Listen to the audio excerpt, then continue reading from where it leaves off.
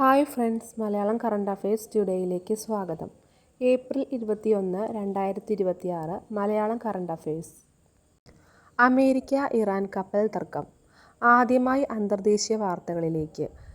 Iranian വാണിജ്യ കപ്പലിനെ US നാവികസേന പിടിച്ചെടുത്തത് പശ്ചിമേഷ്യയിൽ വലിയ പിരിമുറുക്കമുണ്ടായിരിക്കുകയാണ്.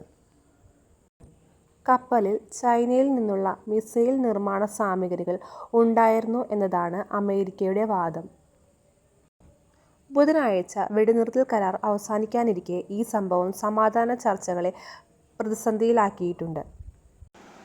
സിക്കാഡ പുതിയ കോവിഡ് വകഭേദം ആരോഗ്യരംഗത്തെ ആശങ്കപ്പെടുത്തിക്കൊണ്ട് കോവിഡിൻ്റെ പുതിയ മ്യൂട്ടേഷൻ പടരുകയാണ്. ഇതിന് സിക്കാഡ എന്നാണ് പേര് നൽകിയിരിക്കുന്നത്. അമേരിക്കയിലും യൂറോപ്പിലും ഇതിനോടകം തന്നെ കേസുകൾ റിപ്പോർട്ട് ചെയ്തു കഴിഞ്ഞു.